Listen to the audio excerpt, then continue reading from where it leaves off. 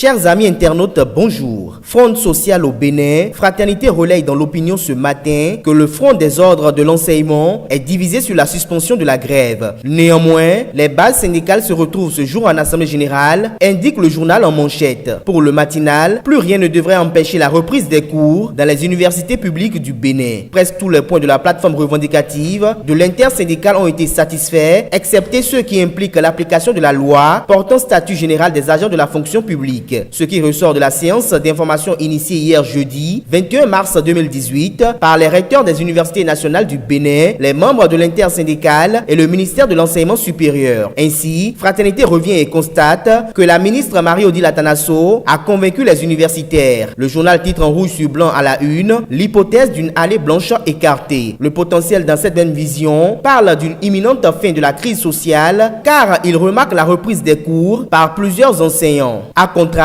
le pays émergent quant à lui constate que rien ne s'améliore. Les écoles sont toujours fermées et le gouvernement s'entête et fait la sourde oreille. Néanmoins, le Béninois Libérétien a fait observer que le radicalisme des grévistes constitue une entrave, voire un véritable handicap à l'obtention d'un consensus pour le dégel de la crise sociale. Parlant de la crise sociale, intéressons-nous aux colonnes de la parution du jour du quotidien Matin Libre qui nous révèle une rencontre discrète entre Talon et Amoussou. Selon les écrits du quotidien, il sonnait 10h55 hier, jeudi 22 mars 2018, quand la voiture portant l'immatriculation BJ0001, plaque bleue, avec à bord le chef de l'État Patrice Talon, s'immobilisa devant le domicile de Bruno Amoussou, et ce en toute discrétion. Il en est sorti du dit domicile à 13h15, soit après plus de 2 heures de tête-à-tête avec le renard de Diakotomé. Une autre voiture, BG2124, plaque blanche, était également du cortège, renseigne Matin Libre. Certes, ce n'est pas la première visite du chef de l'État au domicile de Bruno Amoussou depuis le 6 avril 2016,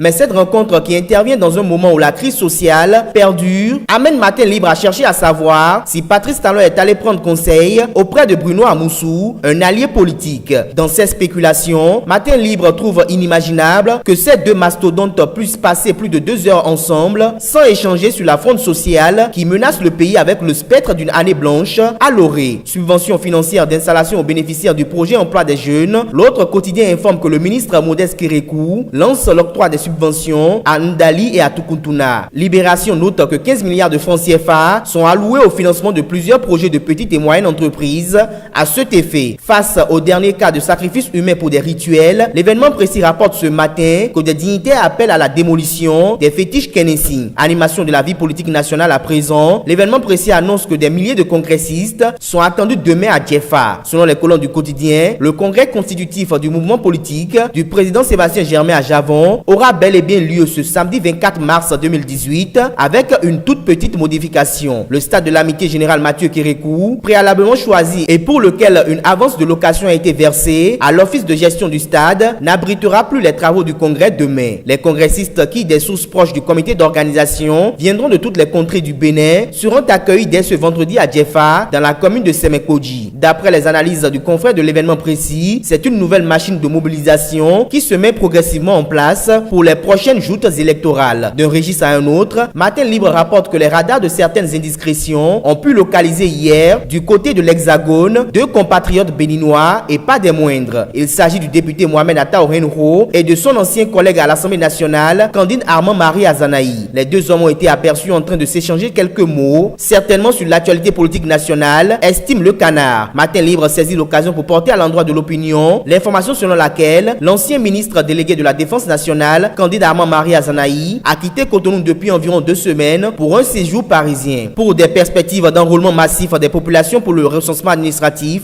à vocation d'identification de la population RAVIP, sans contrainte ou tracasserie majeure, des équipes sont diligentées dans plusieurs marchés du Bénin, communique Diakpata. Et pour finir, Journée Média Bénin 2018, Nord-Sud Quotidien annonce l'événement et perçoit à travers cette célébration une valorisation du professionnalisme des journalistes nationaux. Merci pour l'attention et à lundi prochain.